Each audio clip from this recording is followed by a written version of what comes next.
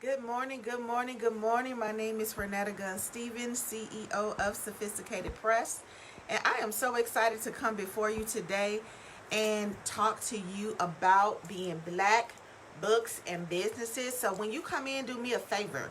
Tag a few of your business besties. Say hello and then let me know what state you are tuning in from. All right. Good morning, Latanya. Good morning. Good morning.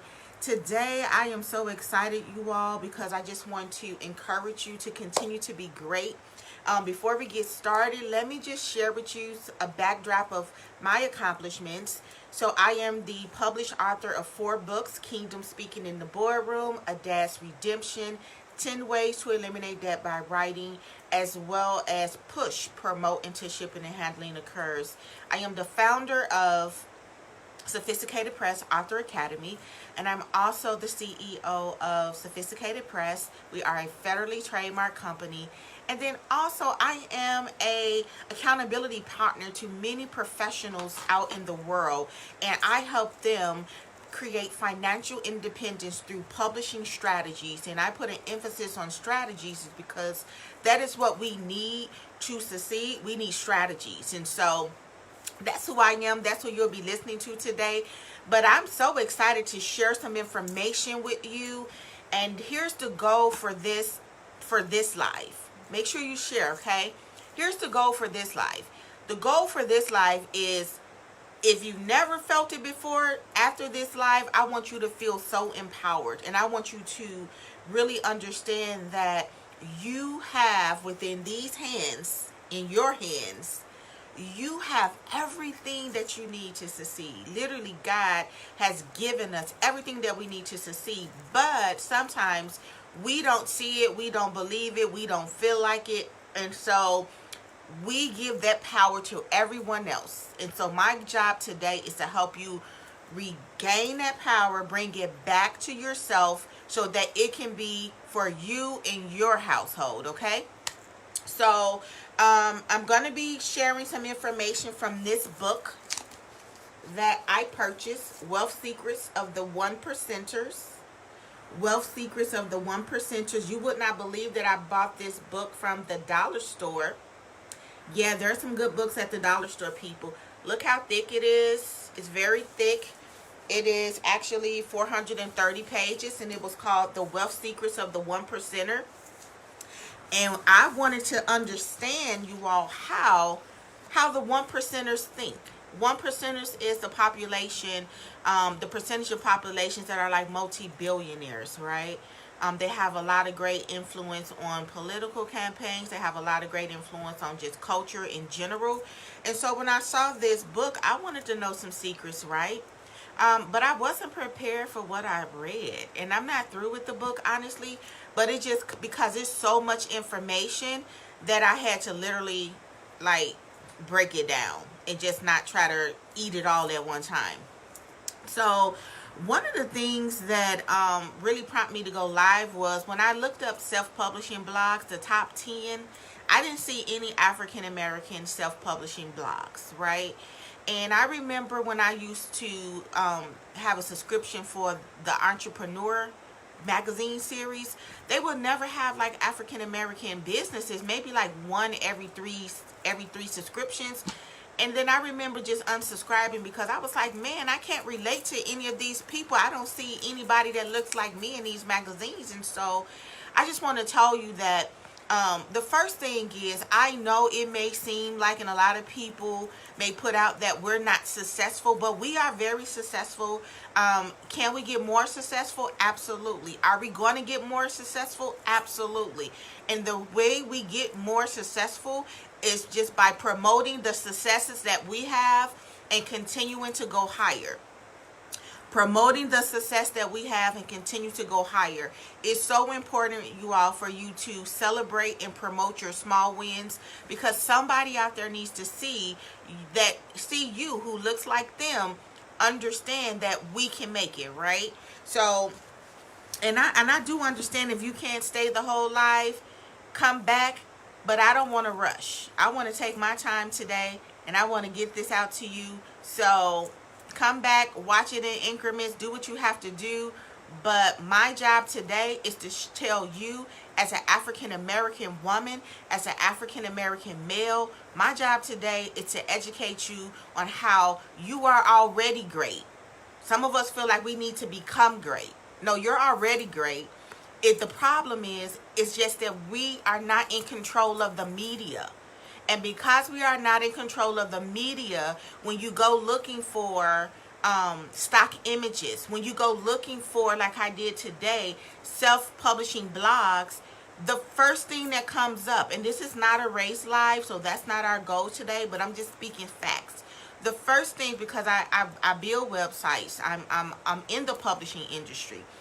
The first thing that comes up is people that don't look like us. So what that does to our psyche, it promotes a superiority that does not exist unless we agree to it. Let me say that again. Superiority does not sink into your psyche unless you agree to it. But the problem is with media, and this is why we're having a conference. With media, the repetition gets in your subconscious that this particular item, subject, entity, image is superior. And that is why most people, when they continue to get that repetition, they begin to come into the agreement of supremacy from somebody else. And that can be from any race. That can be from anything, right? That's why they say if you tell somebody they're stupid every day, they begin to believe it. Why? Because of the repetitiveness. So we have to begin to change the repetitiveness of the information we feed ourselves, of the images we feed ourselves, of the self-talk we feed ourselves, of the books we read, of the companies we support. Because when you constantly repeat something, it gets into your subconscious, and that means you don't even have to be alert or aware for it to still be making decisions for you when you go to applying for jobs, applying for looking at a website, right? So again, I just want to show you some information that I got from this book, Wealth Secrets of the 1%. The first thing that I always tell people too, sometime in the black community, we think, well, I'm not going to start that business because somebody already have it. And this book talks about Circuit City, Best Buy, Montgomery Ward, and how all of them was copying each other. Like, all of them was in retail. So the first thing is, I never want you to feel like that you can't do something because somebody else done it. Like, if that's the case, I wouldn't be a publisher.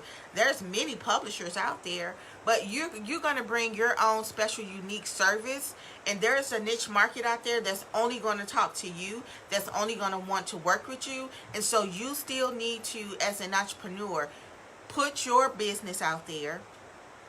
Because just because somebody else have that business already, that doesn't mean that your business is not going to be successful. We've seen the meme when people are in the bread aisle and you got all of these different types of bread. And no matter how pretty the packaging is, I know what type of bread I'm going to get. I don't even pay attention to them other types of bread. It's the same thing. Why? Because this particular bread has satisfied me. I like that particular bread, how it tastes with my meat or whatever I'm using it with, and that's what I use. So never be afraid of competition. In fact, you want competition because it just builds your confidence. It builds your communication. It builds your brand. Competition is good. Don't run away from competition, okay? But let's get to this book, and I wanted to talk about it because I remember growing up and working. I've been working since I was 15, and praise the Lord, I'm a full-time entrepreneur now. But I remember when I would go to the collection companies and the customer service companies, the majority of the staff that was lower level was African American. The majority of the cubes were filled with African Americans. And these African Americans was cold with it, right? Oh, customer service, they had it down packed. Oh, collection company, boy, they will make somebody who didn't pay their bills in 10 years pay $2,000 on a phone call, right? But then when I would look at the leaders, they were white. it never dawned on me though, right? And I would just be like, man, it didn't really even, it didn't, I ain't gonna even lie and say I used to be like, that ain't right. But I would just be like, okay.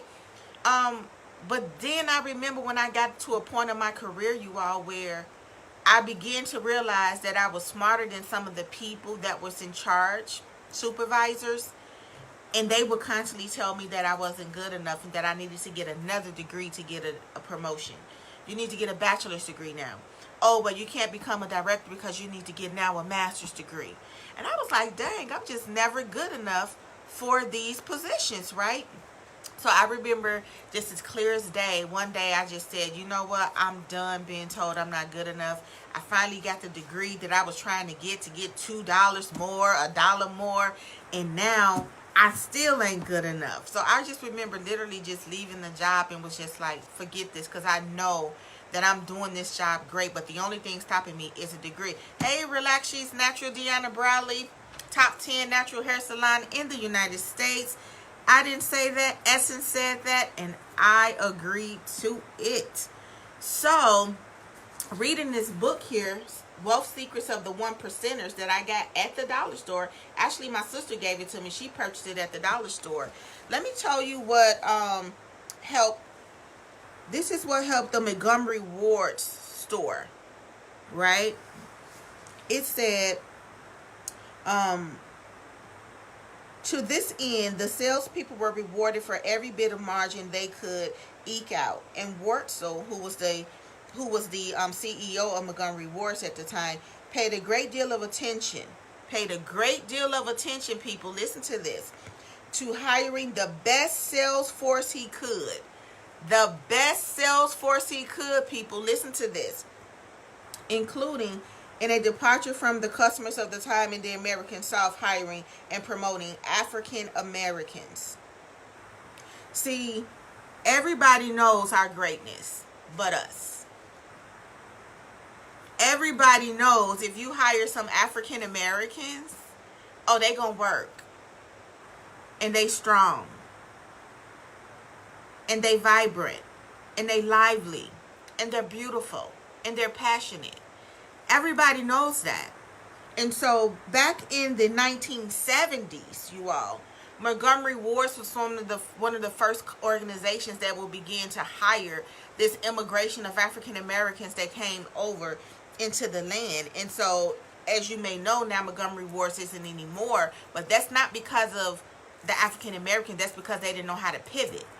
But when they first came, they was one of the first companies who said, we'll hire the African Americans.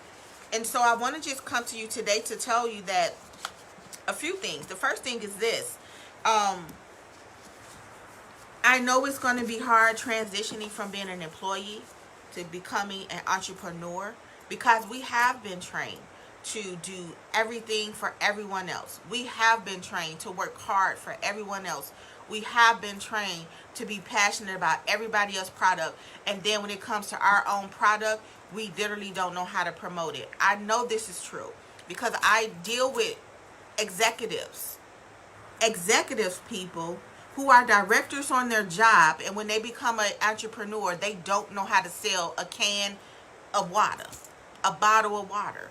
But on their job, they're the top director. Why? Why is that? Because we have not been trained to promote ourselves. And the time is now, people, for us to learn how to promote ourselves. For us to learn how to go just as hard as we go for everyone else out there in corporate world, for ourselves. And so I encourage you, when you come into this entrepreneur realm, connect with people that can teach you how to promote yourself. You need a book. You need a book, because every business should have a book, and every book is a business. Your book is going to give you credibility. Why do you need credibility? You need credibility because there are thousands and millions of others like you. And if you don't come into the game with something that's going to distinguish you, something that's going to get more credibility to your name, you're going to get drowned out with the rest of the competition. But I promise you, when you have a book, it makes you stand out. It makes you different. when they have all of your pictures on the boardroom table discussing who should they choose, and you have a book, you're going to stand out from the competition, and that's what you need. You need to stand out, because there's a lot of people now now that we're trying to get back to normal, there's a lot of applications being done. There's a lot of interviewing being done. And what is going to make you stand out? What is going to make you stand out? I can only tell you by experience. I'm not telling you this because I'm a publisher. I'm telling you this by experience. I was on the job for years, at least 2 years, the first 2 years, trying to compete with this very young task force. All of the spots was taken already. I was like, how am I going to move up? All of the supervisors are young. And I didn't even publish the book to try to get a promotion. I just published the book because it was a birthday gift for myself at age 43, at age 40. But when I did that, I didn't even apply to be a team lead. The promotion came to me. The opportunity came to me. Like, I didn't even say, okay, let me strategize and publish this book so I can get a promotion and stand out. No. Now I'm telling you all you can do that. But that was not even my aim game. My aim game was, I'm turning 40. I need to get this book up out of me because it's been in my belly for 5 years. And immediately when I published the book and I showed my director that I published the book, immediately she started giving me stretch assignments, which is another key or phrase for, we finna train you to start being in leadership. Why? Because I published the book. So I'm just telling you, and then once you publish the book, it's not over either, right? Because then you got to believe in what you wrote, and you got to promote that baby. You got to promote that thing every day. You got to believe in your expertise. You got to believe that you truly are great. Because here's the problem. Let me tell you another reason why everybody is saying Black Lives Matter, whether they believe it or not. And you got some that's still stubborn, but you better listen to me. They know we have the biggest buying power. So if we really, they getting woke. They not going to buy from us. If my business don't say Black Lives Matter, they not going to shop, and I'm going to lose some money, if not a business. So let me say Black Lives Matter.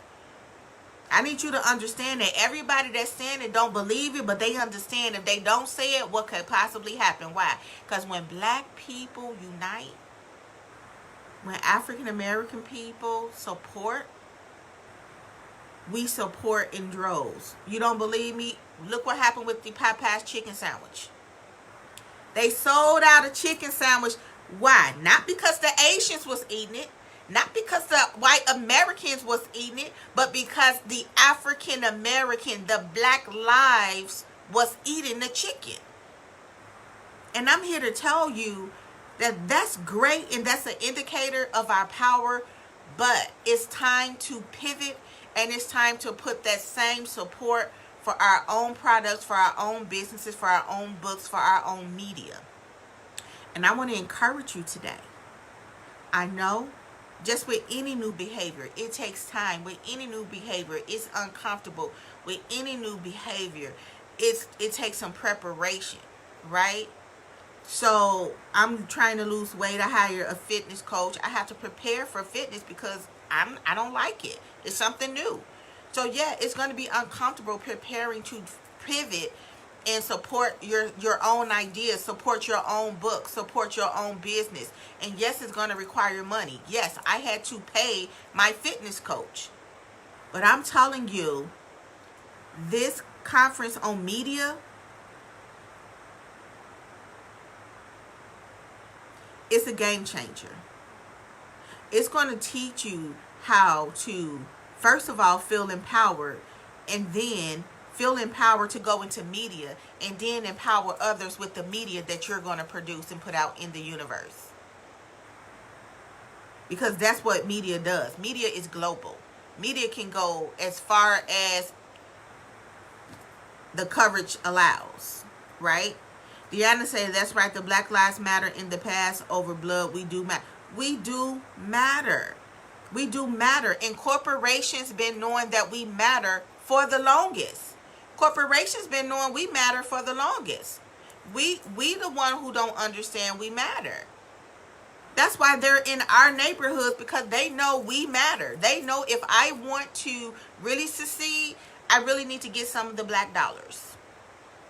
And I'm telling you that today is the day that I want you to understand the wealth secrets of the one percenters. You're included in this book. It was to hire African Americans. It was to understand the times. And some of the people, they were they had the right products, but they also was in the right century.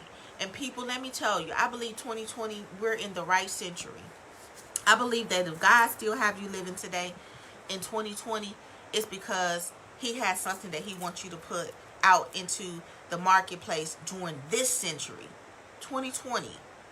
And I know that it started off shaky, and I know that it started off uncertain, but I'm here to tell you that that's okay. We need that.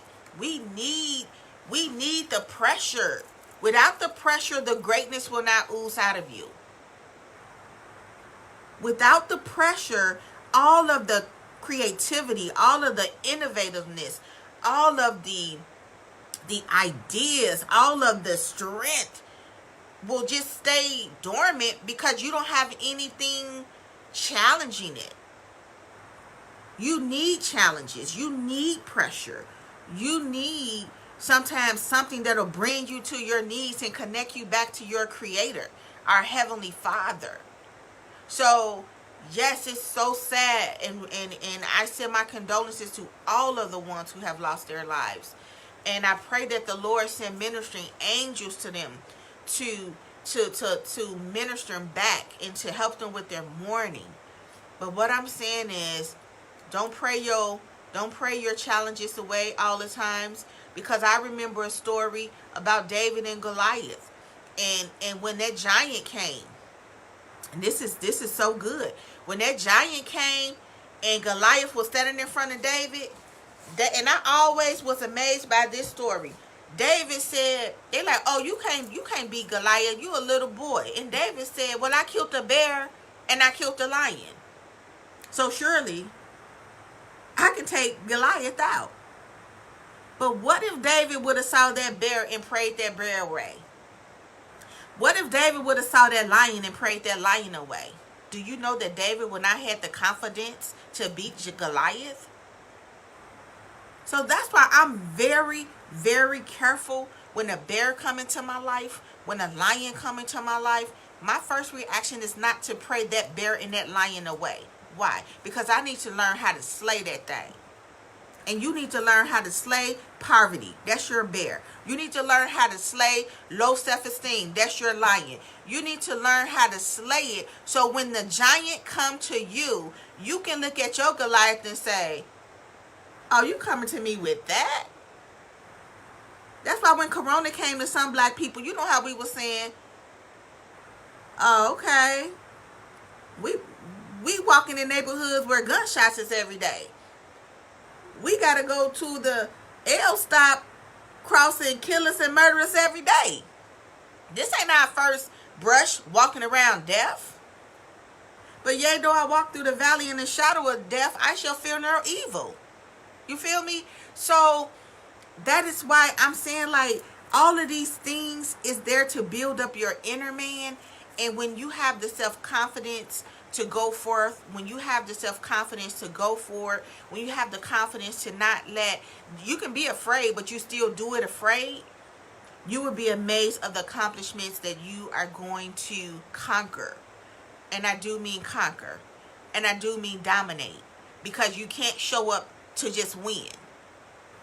You need to, a win, it can be, somebody can be 1 inch in front of you. No, baby, I want to dominate, where there's no question that I'm the best. We don't come to win. We come to dominate. And I think that's the, I'll leave you with that. That's the attitude I need you to have for the rest of 2020. I'm not just coming to win. I'm coming to dominate. Because when I dominate, then I'll be known as the best, not the winner. And then when I'm the best in what I'm doing, everyone will want to come and they'll want to be connected to the best they'll want to serve and partner with the best. And Oprah Winfrey said this a long time ago, and I truly believe it. One of the best ways to beat racism is to become the best. Because when you are the best, whether they like black skin, whether they like white skin, whether they like Asian skin, whatever skin you is, if you're the best, they got to come to you if they want the best. And most people want the best. So they may not like you, but they're going to have you on their team. Don't believe me? Look at the NBA. Don't believe me? Look at the NFL. You think all those owners like black people? Absolutely not. But guess what? They're the best. They're the best. So let me get them on my team.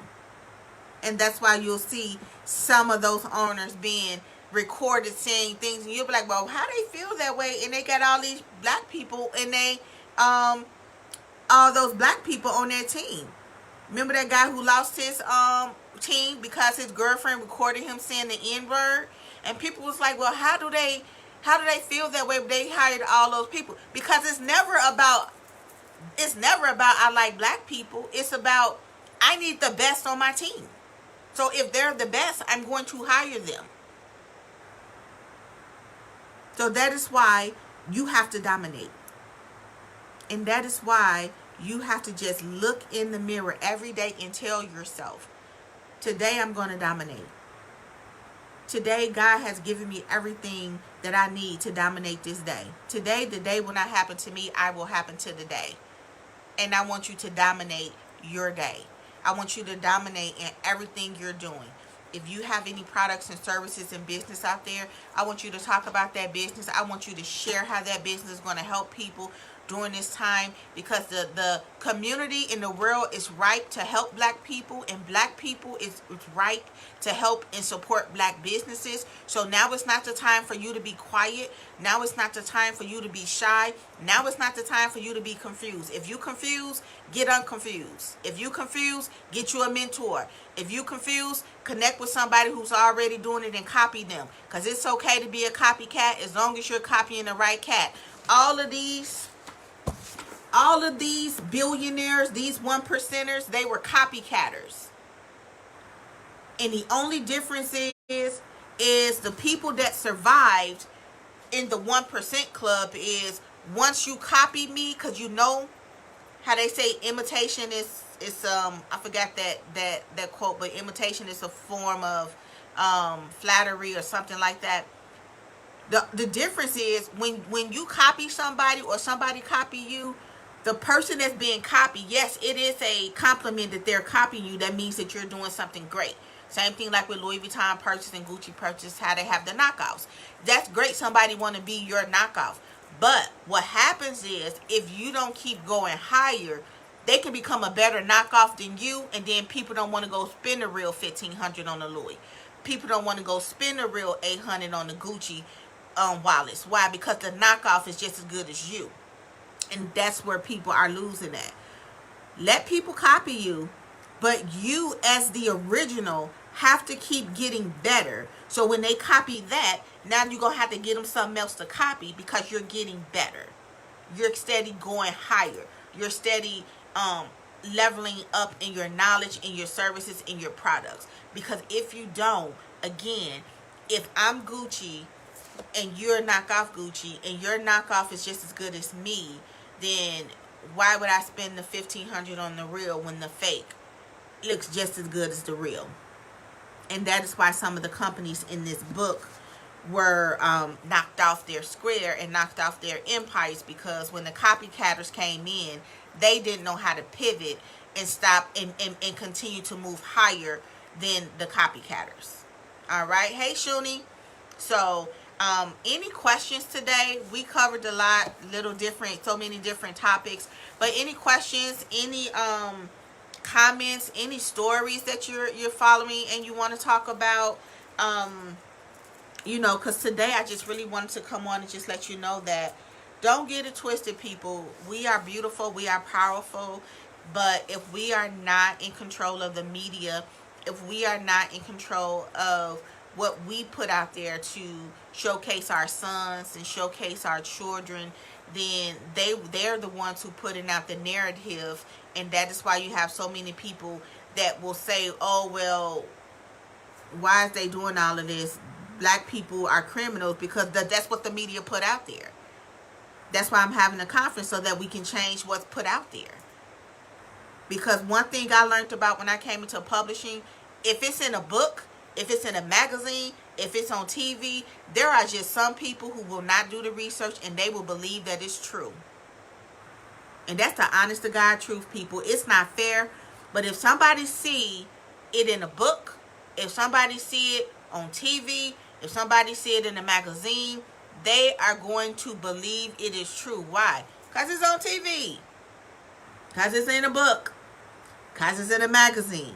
So if you're not in control of the narrative, and if you're not combating the negative media with the positive media, because that is how some people are just becoming educated through media only, they're not reading, then that is why there's a misconception of African American people.